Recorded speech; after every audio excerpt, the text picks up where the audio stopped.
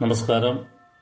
രാജ്യത്തിൻ്റെ അഭിമാനമായിരുന്ന വീരചക്ര ജേതാവ് Shri KG George ഇന്ന് വെളുപ്പിന് 5:15 നിര്യാതനായി. അദ്ദേഹത്തിൻ്റെ ഭൗതിക ശരീരം വഹിച്ചുകൊണ്ടുള്ള വിലാപയാത്രയാണ് നിങ്ങൾ ഈ കാണുന്നത്. 1965 ഇൻഡോ പാക് യുദ്ധത്തിൽ വിച്ഛേദിക്കപ്പെട്ട ഇന്ത്യൻ സേനയുടെ ടെലികമ്മ്യൂണിക്കേഷൻ ബന്ധം പാക് അതിർത്തിയിൽ കയറി പുനഃസ്ഥാപിച്ചതിലാണ് അദ്ദേഹത്തിന് രാഷ്ട്രം വീരചക്രം നൽകി ആദരിച്ചത്.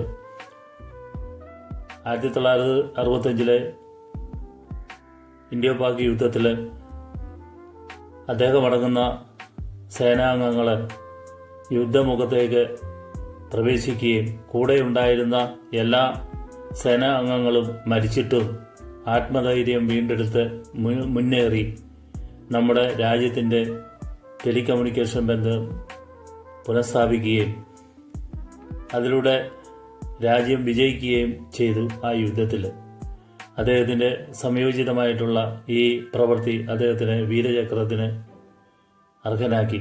അന്നത്തെ പ്രസിഡന്റായിരുന്ന സി രാധാകൃഷ്ണൻ നിന്നാണ് വീരചക്രം ഏറ്റുവാങ്ങിയത്.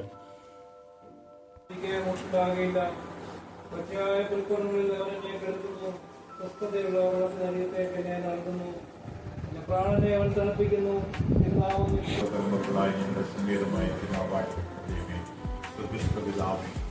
നിന്നുള്ള വിശ്വാസത്തോടൊക്കെ ഓട്ടം പ്രവേശിക്കാൻ ഈ ലോക ജീവിതത്തിൽ നിന്നായിരുന്നു അവിടുത്തെ സന്നിധിയുള്ള ബോധ്യത്തിൽ ചെയ്യുവാനുള്ള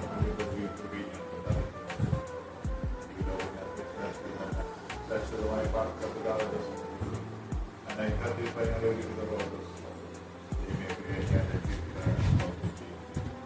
മറുപടിയായ ആയുഷിനെ നമ്മുടെ ജീവിതത്തിൽ ജീവിതത്തിനാണ്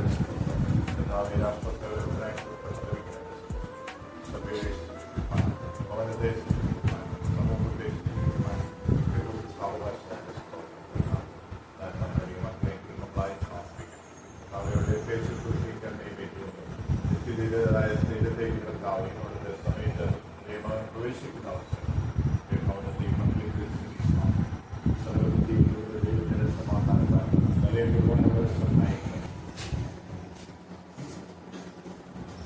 രാജ്യത്തിൻ്റെ അഭിമാനമായിരുന്ന വീരജവാൻ ഇന്ന് നമ്മെ വേർപിരിഞ്ഞിരിക്കുകയാണ്.